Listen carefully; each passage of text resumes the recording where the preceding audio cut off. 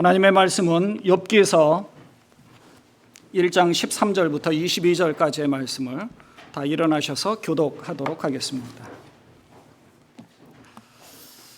하루는 욥의 자녀들이 그 맏아들의 집에서 음식을 먹으며 포도주를 마실 때에 사환이 욥에게 와서 아뢰되 소는 밭을 갈고 나귀는 그 곁에서 풀을 먹는데 스바 사람이 갑자기 이르러 그것들을 빼앗고 칼로 종들을 죽였나이다. 나만 홀로 피하였으므로 주인께 아뢰러 왔나이다. 그가 아직 말하는 동안에 또 한 사람이 와서 아뢰되 하나님의 불이 하늘에서 떨어져서 양과 종들을 살라버렸나이다. 나만 홀로 피하였으므로 주인께 아뢰러 왔나이다. 그가 아직 말하는 동안에 또 한 사람이 와서 아뢰되 갈대아 사람이 새 무리를 지어 갑자기 낙타에게 달려들어 그것을 빼앗으며 칼로 종들을 죽였나이다. 나만 홀로 피하였으므로 주인께 아뢰러 왔나이다. 또 한 사람이 와서 아뢰되 주인의 자녀들이 그들의 맏아들의 집에서 음식을 먹으며 포도주를 마시는데 거친 들에서 큰 바람이 와서 집 내 모퉁이를 치매 그 청년들 위에 무너짐으로 그들이 죽었나이다. 나만 홀로 피하였으므로 주인께 아뢰러 왔나이다 한지라. 욥이 일어나 겉옷을 찢고 머리털을 밀고 땅에 엎드려 예배하며 이르되 내가 모태에서 알몸으로 나왔사온즉 또한 알몸이 그리로 돌아가올지라. 주신 이도 여호와시요 거두신 이도 여호와시오니 여호와의 이름이 찬송을 받으실지니라 하고 이 모든 일에 욥이 범죄하지 아니하고 하나님을 향하여 원망하지 아니하니라. 아멘. 살아계신 하나님의 말씀입니다. 자리에 앉으시기 바랍니다. 저는 오늘 극심한 시련을 당한 욥의 반응이란 제목으로 말씀을 전하도록 하겠습니다. 세상을 살다 보면 참 알 수 없는 일들을 많이 겪게 됩니다. 제 개인적으로도 이 기독교 신앙을 갖지 않았더라면, 하나님을 알지 못하고 또 믿음을 갖지 않았더라면, 아니 그건 떠나서 성경을 읽어보지 않았더라면 제 인생은 굉장히 공허하고 따분했을 것 같습니다. 그리고 알 수 없는 가운데에서 죄된 그런 습성대로 세상을 살아갔을 것 같아요. 근데 성경을 통해서 세상의 큰 흐름의 역사와 또 이해할 수 없는 현상들이 이해가 되는 겁니다. 요즘 매일 저희가 큐티를 하는 것이 욥기서인데 욥기서를 보면 오늘은 아주 안타까운 비극적인, 욥의 개인적으로는 이처럼 큰 비극이 어디 있습니까? 말로 다 할 수 없는 큰 비극이죠. 그러나 욥기가 고통 가운데 있는 한 인간의 아주 처절한 외침을 통해서 현재를 살아가는 우리들을 돌아보게 한다는 거죠. 또 이 말씀을 통해서 인간의 어떤 개인적인 욕망이나 탐심에 의한 형벌로서의 하나님의 징벌도 있지만 그렇지 않은 가운데서 하나님을 잘 믿고 있어도 사단의 방해로 인해서 이런 고통을 당하고 어려움을 당하고 고난을 당할 수도 있다는 사실을 우리가 알게 된다는 겁니다. 그래서 왜 믿는 자에게 이런 일이 생기는가에 대한 답을 얻으면서 지혜로운 그런 대처와 믿음을 잃지 않아야 한다는 것이죠. 욥기는요, 잠언이나 전도서와 같이 지혜 문학에 속합니다. 이 잠언은 인생의 성공과 행복을 위해서 지혜를 주는 그런 가르침인데 반해서 욥기와 전도서는 인간 내면의 깊은 울림과 실존에 대해 고민하게 하는 그런 성경입니다. 욥기는 정확히 누가 기록했는지는 잘 모릅니다. 언제 기록했는지도 잘 몰라요. 그게 별로 의미가 없는 겁니다. 욥기서 자체를 보면 욥이라는 이름이 나오는 유일한 성경이 에스겔서입니다. 에스겔은 노아, 다니엘, 욥 이 세 사람을 의인으로 이름을 거론을 했는데요. 에스겔이 쓰여진 것은 유다가 멸망한 한참 뒤, 곧 바벨론 포로의 후기 때입니다. 그러니까 이제 많은 신학자들이 욥기를 기록한 목적이 바로 그 이전에 나라가 망하고 성전이 파괴되어서 큰 좌절과 쉬리에 빠져 포로 생활을 하고 있지만 용기를 내라, 이처럼 큰 고통을 당한 사람도 있다는 사실을 가르쳐 주는 겁니다. 사실 그래요. 나라 잃은 것은 둘째치고 가장 중요한 것은 하나님의 성전이 파괴되었다는 겁니다. 그러면 무슨 생각이 드느냐 하면 하나님이 우리를 버렸나? 우리 나라를 버렸나? 또 하나님의 백성이라고 하는 이스라엘 백성들 자신들을, 하나님이 우리 백성들을 버렸나? 하나님이 자기들을 선택해 놓고 왜 버렸을까? 사실은 그렇지 않잖아요. 근데 하나님이 자기들을 버렸다라는 생각에 깊은 좌절감에 넘어져 있는 겁니다. 좌절감에 빠져 있는 거죠. 그래서 하나님이 자신들을 버리셨다라고 느끼거나 큰 좌절감을 갖지 말라는 것을 보여주는 겁니다. 가르쳐 주는 거예요. 그래서 욥기를 보면서 욥이라는 사람보다 더 큰 비극을 맞이한 사람이 있을까 싶을 정도로 욥이 엄청난 아주 비극적인 비극을 겪게 된다는 겁니다. 하지만 결국 하나님께서는 욥을 회복시켜 주시는 것과 같이 지금 좌절과 절망적인 상황에 처해 있다 하더라도 끝까지 인내한다면 하나님께서는 결국 회복시켜 주신다는 것을 가르쳐 주면서 지금 인내하고 버티라는 겁니다. 자, 우리가 기억하는 욥은요, 굉장히 경건한 사람입니다. 네, 그렇죠. 의인 3명 중에 1명이니까 아주 경건한, 아주 하나님을 잘 믿는, 하나님 앞에 범죄하지 않는 자의 모습을 우리가 그리고 있습니다. 욥기서 초반과 마지막 부분을 보면 우리는 그거 사실을 그렇게 느낍니다. 근데 3장 이후에 보면 친구들과의 변론을 보면 반드시 그렇지만도 않습니다. 하나님 앞에 항변하기도 하냐, 하나님 앞에 따지기도 하죠. 그 방법은 이제 친구들 3명이 찾아오잖아요. 그 친구들과 함께 논쟁이라는 형식을 통해서 하나님 앞에 따지기도 합니다. 욥을 위로하려고 찾아온 친구들은 그 욥을 위로하기는커녕 오히려 욥을 비난합니다. 잘못된 상담자이죠. 비난하고 욥이 죄를 지어서 벌을 받은 것이다. 너는 벌을 받고 있지만 나는 벌을 받지 않는다 하고 오히려 자기의 교만함을 드러내는 그런 모습을 보이게 됩니다. 그 가운데 하나님이 과연 어떤 하나님인가를 우리가 잘 알 수 있어요. 욥과 그 친구들과의 논쟁을 보면 하나님이 어떤 하나님인가, 하나님이 과연 누구의 손을 들어주시는가, 하나님이 과연 욥이 그 죄를 지어서 형벌로서 번개 맞게 하신 건가? 아니라는 겁니다. 욥은 자기가 무슨 죄를 지었느냐 하며 그 친구들의 교만함을 지적하기도 하지만 하나님 앞에 따지는 거예요. 하나님, 내가 이 무슨 꼴입니까? 내가 하나님 앞에 범죄한 게 있습니까? 하나님 앞에 죄 지은 게 있어요? 하고 하나님 앞에 따지죠. 네, 1장을 보면 그렇잖아요. 욥이 혹시 죄를 범했을까? 또 잔치 가운데서 아들 7명과 딸 3이 있는데 혹시 잔치 가운데서 마음으로 짓는 죄가 있을까? 부지 중에 짓는 죄가 있을까? 성결한 의식을 거행하기도 하고 번제를 통해서 그 아들, 딸들의 모든 죄를 하나님 앞에 용서를 구하기도 했습니다. 그만큼 성결한 삶을 살아가고 있었다는 거예요. 죄를 짓지 않았죠. 의인입니다. 하나님도 그것을 인정합니다. 사탄도 그걸 인정하잖아요. 그러니까 사탄이 하나님 앞에 따지듯이 얘기한 거죠. 우리 같았으면 하나님 앞에 불평불만을 퍼부을 뿐만 아니라 어쩌면 하나님을 저주하고 믿음을 떠날 것 같아요. 욥의 아내가 그런 모습을 보이잖아요. 그런 것처럼 욥은 그럼에도 불구하고 끝까지 하나님을 버리지 않습니다. 아주 대단한 사람이죠. 그러니까 저희하고 차원이 다른 사람같이 느껴집니다. 하지만 여러분도 아마 욥처럼 끝까지 하나님을 붙잡으실 줄로 분명히 믿습니다. 욥은 죄를 지어서 그 벌을 받은 게 아니에요. 하지만 그 논쟁 가운데서 자기가 스스로 죄 없다라고 자꾸 하다가 하나님 앞에 책망을 듣죠. 나는 죄 없다. 그건 분명히 잘못된 거잖아요. 그때 욥도 하나님 앞에 이것조차도 겸손해야 되는구나. 자기가 또 혹시 하나님 앞에 죄를 지었구나 하고 하나님 앞에 또 자복하죠. 그것이 인간은 하나님 앞에서 죄인이라는 사실을 인정하는 겁니다. 성경은요, 우리에게 이해할 수 없는 일들이 일어나지만 그 가운데 하나님께서 하시는 그 모든 일을 깨닫고 하나님께 순종하는 그런 모습을 우리가 성경의 여러 사람들을 통해서 볼 수가 있죠. 요나의 사례를 통해서 우리가 교훈을 얻을 수도 있고요. 또 하박국 선지자의 그 외침을 통해서 영적인 깨달음을 얻기도 합니다. 사실 그렇잖아요. 요나도 저 큰 성읍 니느웨 성에 가서 말씀을 전하라고 했습니다. 니느웨가 누구예요? 아수르의 수도가 니느웨거든요. 이스라엘의 적국입니다.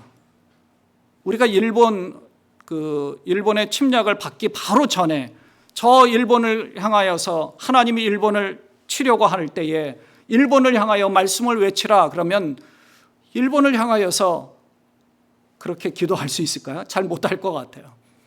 요나가 그랬던 겁니다. 그러니까 하나님 앞에 반항을 한 거죠.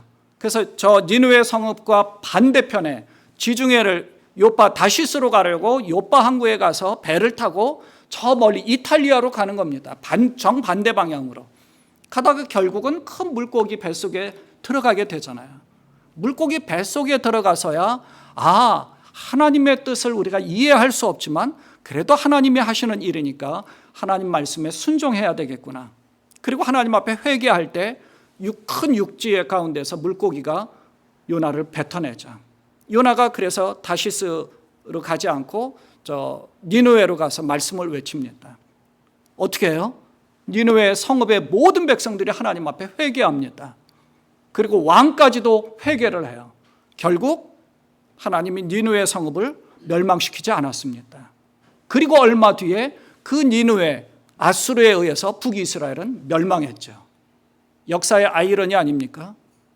니느웨 이 아수르가 멸망해야 되는데 이스라엘이 멸망하고 말았어요. 무슨 차이입니까? 니느웨는요 하나님 앞에 회개했어요. 그때 당시에는. 그런데 북이스라엘은 하나님 앞에 회개하지 않았어요. 많은 선지자들이 계속해서 하나님 앞에 회개해라, 하나님께로 돌아오라 그러는데 하나님께로 돌아오지 않았어요. 결국 그 아수르에 의해서 북이스라엘은 멸망했죠. 기원전 722년에. 그리고 나서 아수르도 하나님 앞에 징벌을 받아서 바벨론에 의해서 멸망당합니다. 역사를 하나님이 쥐고 역사를 이렇게 이끌어 가시는 부분이 바로 여기에 있다는 것입니다. 그래서 우리는 정말 하나님이 하시는 일에 철저하게 엎드려야 되고 철저하게 하나님 말씀에 순종해야 된다는 겁니다. 또 하박국 선지자도 마찬가지. 하나님 앞에 따지듯이 항변한 것이 무엇이냐면 하나님 이 세상 가운데 이제 바벨론이 막 쳐들어오려고 그래요. 하나님 이 세상에 왜 하나님의 백성들을 의인들은 고통을 당하고 악인은 잘 됩니까? 하고 하나님 앞에 따진 거예요. 하나님 앞에. 근데 결국 하나님이 하시는 오직 의인은 믿음으로 말미암아 살리라. 그리고 지체하지 않고 악인은 반드시 하나님께서 징계를 내리실 것이라는 사실을 깨닫게 하는 겁니다. 지금 잠깐입니다. 우리가 생각할 때는 지금 1년 또 10년, 100년이 굉장히 긴 것처럼 느끼지만 뒤돌아보면 굉장히 빨리 지나온 것을 아마 느끼실 겁니다. 그렇게 따지면 10년 금방 지나왔죠. 여러분 팬데믹 그 코로나 상황에 1년 금방 지나갔잖아요. 아마 돌아보시는 1년 혹은 10년도 금방 지나갔을 겁니다. 100년도 금방 지나갔겠죠. 그 100년이 20번 전이면 예수님 당시예요. 그리고 그것보다 한 1000년 전이면 다윗 시대고요. 아브라함의 시대입니다. 그러니 시간은 굉장히 빠른 거죠. 그래서 하루가 1000년 같고 1000년이 하루 같은 하나님의 입장에서는 아무것도 아니라는 겁니다. 지금은 우리가 굉장히 힘들지만 이 상황이 잠깐이라는 거예요. 이 잠깐을 위해서 투자하지 말라는 겁니다. 영원한 앞으로의 이 잠깐이 아니라 그것보다 훨씬 더한 그 시간을 위해서 우리가 투자하라는 거죠. 바울이 그 디모데에게 권면한 것이 바로 거기에 있습니다. 자, 욥으로 이제 돌아옵니다. 그런 측면에서 하나님께서는 우리에게 위로와 소망을 주는 성경이 바로 욥기서입니다. 자, 욥은요 하나님이 인정하시는 의인이었습니다. 하나님도 그걸 자랑스러워했어요. 그 자랑을 8절에서 알 수 있습니다. 여호와께서 사탄에게 이르시되, 이제 자랑스럽게 우리 인간적으로 생각하면 뻐기는 겁니다. 내 종 욥을 보았느냐? 이처럼 얼마나 자랑스러운지 모른다 하면서 이렇게 얘기해요. 내가 내 종 욥을 주의하여 보았느냐? 그와 같이 온전하고 정직하여 하나님을 경외하며 악에서 떠난 자는 세상에 없느니라. 하나님이 그렇게 인정하고 있어요. 그래서 사탄이 하나님께 말하기를, 욥이 하나님께서 복을 내려주셔서 가진 것이 많으니까 그래서 하나님을 잘 믿는 거 아니냐라고 그렇게 얘기하는 겁니다. 따지는 거죠. 1장 9절에 보면 어찌 까닭 없이 하나님을 경외하리이까. 욥은요 분명히 까닭 없이 하나님을 경외하고 있었던 거예요. 욥이 가진 것이 많다면 그렇게 잘 믿지 않을 것이라고 하나님과 욥 사이를 벌어지도록 사단이 아주 간결한 그런 계획을 세운 거죠. 사탄은 어떻게든 하나님과 인간 사이를 벌어지게 하는 것이 사단의 일입니다.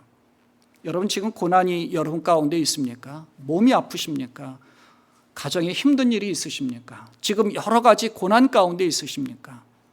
징계가 아니라 하나님의 뜻이 있고 또 그 가운데서 사단의 이런 하나님과 멀어지게 하고 하나님을 멀리하도록 하는 사단의 속삭임이 있는지도 모릅니다. 그래서 늘 하나님 앞에 늘 자복하고 엎드려야 된다는 거죠. 하나님은 끝까지 붙잡아야 된다는 겁니다. 하나님과 우리 사이를 멀어지게 하는 이 사단의 관계가 있음을 늘 기억하시기를 바랍니다. 욥기를 통해 알 수 있는 사실은요, 이 고난이 인간의 탐심에서 오는 징계, 그런 부분도 있습니다. 하지만 욥과 같이 까닭없는 고난을 당할 수도 있다는 그런 사실입니다. 얼마나 비참하고 끔찍한 비극을 당했는지 오늘 본문을 보면 그런 내용이 쭉 나옵니다. 말씀드렸듯이 욥은 매사에 하나님 앞에서 아주 신중하게 죄를 범하지 않으려고 늘 조심했던 사람이었죠. 아들들이 잔치를 하면 혹 마음으로 죄를 지을까 싶어서 하나님 앞에 늘 성결하게 하고 번제를 드렸습니다. 그런데 오늘 본문을 보면 하루 동안에 순식간에 4가지의 재앙이 내려온 겁니다. 다 당한 거예요. 첫 번째 재앙은 14절과 15절에 보면 욥의 자녀들이 다 모여서 맏아들의 집에서 음식을 먹고 있을 때에 스바 사람들, 이 스바는 나중에 이제 보면 솔로몬 때에 그 스바 여왕이 오기도 하잖아요. 지금의 사우디아라비아 저 밑에 예멘, 그러니까 이 예멘 지역인데 스바 사람들이 여기까지 와서 약탈할 정도의 그런 상황이 아닙니다. 굉장히 먼 지역이거든요. 그런데 이상하게 스바 사람들로부터 약탈을 당했어요. 두 번째 재앙은 욥기 1장 16절에 보면 그 종이 말하고 있는데 또 다른 곳에 있던 사람이 와서 이번에는 자연재해로 인해서 그 안에 있는 모든 것이 다 불타버렸다는 겁니다. 자연재해가 나온 거죠. 세 번째 재앙은 17절에 보면 첫 번째 재앙이 저 남쪽 스바에서부터 왔다면 이번에는 저 북쪽에 이 티그리스 강변 갈대아 사람들, 저 바벨론 지역에 있는 사람들이 습격이 있었다는 겁니다. 그래서 모든 것을 다 빼앗겨 버렸어요. 네 번째 재앙은 18절과 19절에 보면 이렇게 3번의 재앙을 맞았다고 말하고 있는 그 동안에 자녀들이 아주 비참하게 한꺼번에 다 깔려 죽은 겁니다. 4번에 걸친 재앙의 보고를 기록한 요 4라는 숫자는 사실은 전체를 얘기하는 겁니다. 그러니까 말로 다 할 수 없을 만큼 동서남북이라는 4라는 숫자는 전체, 완전한 수, 완벽한 모든 것을 통칭하는 숫자입니다. 그러니까 욥이 당한 재난이라는 것은, 비극이라는 것은 모든 것을 다 잃어버렸다는 것을 뜻하는 겁니다. 그냥 일부가 아니라는 거예요. 2번은 인간의 약탈로, 2번은 자연재해로 이렇게 당했는데, 보통의 경우에 자연재해는 하나님 앞에 무슨 죄를 범해서 징계를 내리셨나 그럴 수도 있지만 반드시 그렇지 않다는 사실도 보여줍니다. 저 임직식 끝나고 저희 집에 번개를 맞았잖아요. 나무가 쓰러졌잖아요. 내가 하나님 무슨 범죄를 범했나? 임직식 잘 끝내놓고 그래서 차가 파손됐죠. 그래서 이제 그거 딱 지났는데 갑자기 이 코로나 사태로 어제도 이제 그저께 다시 한번 또 제가 검사를 저희 집 사람하고 2번째 또 검사를 했죠. 네거티브 2번 다 이제 네거티브를 받아서 그나마 조금 다행스럽게 이거 왜 그러지? 하나님 앞에 내가 죄를 지어서 그런가? 네, 그럴 수도 있죠. 그래서 늘 하나님 앞에 겸손하게 자신을 돌아보는 계기가 되는 겁니다. 여러분은 우리 목사님이 그런 일들을 당해서 혹시 내 죄 때문에 그랬나? 우리 이 코로나 사태가 처음 딱 터져서 팬데믹이 딱 오니까 우리 지방의 목사님 사모님들 중에서 내가 죄를 지어서 이런 일이 일어났다고 하나님 앞에 회개했다고 그런 분이 몇 분 계셨었어요. 욥이 얼마나 이 비통한 심정인지 20절을 보면 겉옷을 찢고 머리털을 밀었다라고 기록합니다. 그러니까 아주 친밀한 사람이 죽었다는 소식을 들었을 때 이 겉옷을 찢어버리죠. 머리털을 미는 행위는 아주 비통한 감정을 표현하는 겁니다. 여기 땅에 엎드려 예배했다라는 20절에 보면 땅에 엎드려 예배했다라는 말은요, 이 모든 비극적인 상황과 또 절망적인 상황 가운데서 하나님의 주권을 인정했다는 겁니다. 근데 우리는 예배했다 그러면 순서를 생각하잖아요. 주일 예배. 그래서 다 같이 묵도하겠습니다부터, 혹은 찬양하고 누군가 기도하고 또 설교가 있고 또 축도하는, 이거를 예배 순서라고 예배라고 생각하는데요, 여기서 예배하는 것은 그런 순서 형식이 아니라 하나님의 주권을 인정한다는 겁니다. 그래서 우리가 보통 삶의 자리에서 예배해라라는 그런 표현을 많이 하죠. 삶이 예배다, 하나님 앞에 호흡하는 것이 기도하는 것이다 라고 하는 것이 바로 그것입니다. 호흡하듯이 기도하는 마음으로 삶을 살아가는 것, 또 우리의 삶을 살아갈 때 하나님의 주권, 하나님이 모든 것을 다 다스리고 계시다라는 것을 인정하는 것이 바로 예배라는 것입니다. 하나님을 인정하는 것이죠. 그래서 다음 구절에서 이렇게 고백하죠. 내가 모태에서 알몸으로 나왔사온즉 또한 알몸이 그리로 돌아가올지라. 주신 이도 여호와시요 거두신 이도 여호와시오니 여호와의 이름이 찬송을 받으실지니라. 이 모든 일에 욥이 범죄하지 아니하고 하나님을 향하여 원망하지 아니했다는 겁니다. 절대자인 하나님의 주권을 인정하는 것이 중요합니다. 번개 맞았다고 하나님, 왜 내가 하나님 앞에 죄도 짓지 않았는데 하고 하나님을 향하여 손가락질하고 그럴 것이 아니라는 거죠. 하나님이 하시는 일입니다. 우리의 삶이 곧 예배자의 삶으로서 살아갈 때에 하나님께서는 그걸 기쁘게 또 받으신다는 거죠. 욥은 그것을 우리에게 보여주는 겁니다. 물론 이런 상황에 누가 곱게 하나님을 찬송할 수 있겠습니까? 우리 같으면 그렇게 못하죠. 하지만 이 고난과 비극적인 절망 가운데서도 하나님을 부인하거나 멀리하지 말아야 하는 것을 우리에게 가르쳐주고 있습니다.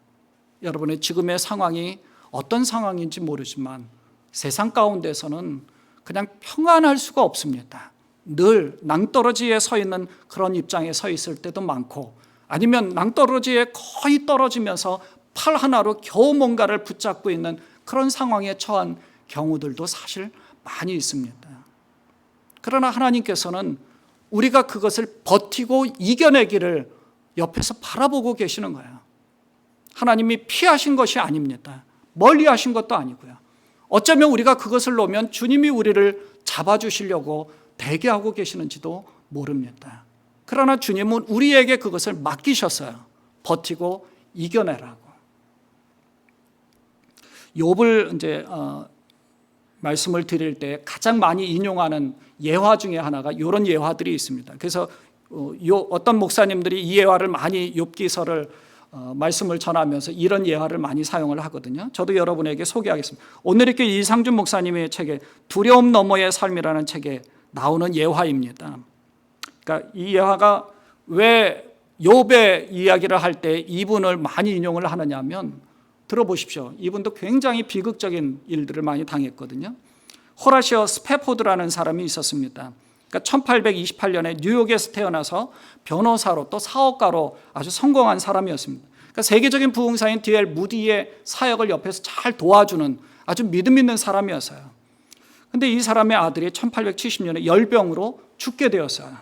그런데 그 이듬해 시카고 대화재가 일어나면서 자기가 가지고 있는 사업체나 재산을 다 불타버렸습니다. 완전히 다 잃어버렸어요. 그리고 그 뒤에 1873년 유럽으로 가려고 할 무렵에 자신은 이제 무디의 집회를 좀 도와주려고 아내하고 딸 4명을 먼저 보냈습니다. 근데 가다가 그 배가 어떻게 됐겠어요? 침몰한 겁니다. 딸 4이 그 자리에서 다 가라앉아 죽고 아내만 구사일생으로 살게 된 거죠. 이 스패포드가 바로 그곳으로 가서 이제 아내를 만나서 그 침몰 지점을 지나갈 때 아내가 스패포드에게 딸들하고 잠깐 헤어진 거니까 천국에서 우리가 다시 만날 테니까 너무 실망하지 마라. 우리가 곧 만날 소망을 갖자. 근데 그 사람의 입장은 어떻겠습니까? 말로 다 할 수 없죠. 욥의 심정이 아마 그 사람의 심정일 겁니다. 그래서 객실로 내려가서 통곡하면서 부르짖고 하나님 앞에 기도했다는 겁니다. 욥과 같이 아마 그렇게 기도했을 것 같아요. 밤새 통곡하며 부르짖는데 그때 하나님께서 말할 수 없는 평안 가운데서 큰 기쁨의 평안함을 주었다는 겁니다. 그리고 딱 생각이 든 것이 뭔가 글로 쫙 쓰게 됐어요. 그것이 저희가 조금 이따 부를 찬양입니다. 내 평생에 가는 길. 여러분 찬양 부르시면서 아마 그것을 좀 기억하면 이분이 얼마나 비극적인 상황 가운데서도 하나님을 향하여서 평안할 수 있었는가, 대단한 사람이라는 걸 아마 많이 경험을 하시면서 여러분도 지금 어떤 상황에 있지 모르지만 그러나 끝까지 하나님이 주시는 그 평안 가운데서 하나님이 버틸 수 있는 힘을 주신다는 사실로 하나님 앞에 매달리시는 여러분 되셨으면 좋겠습니다. 여러분의 삶 가운데 말할 수 없는 아픔과 고난과 절망적인 상황이 있다 할지라도 무너지거나 넘어지거나 좌절하거나 포기하지 마십시오. 고난 가운데서도 믿음이 흔들리고 또 연약해지기가 쉽죠. 그러나 주신 이도 여호와시요 거두신 이도 여호와시오니 여호와의 이름이 찬송을 받으실지어다라고 이 욥이 고백한 이러한 고백과 같이 끝까지 하나님의 주권을 인정하고 굳건한 믿음으로 이겨내시는 여러분 되시기를 주님의 이름으로 축원을 드립니다. 기도하겠습니다. 하나님,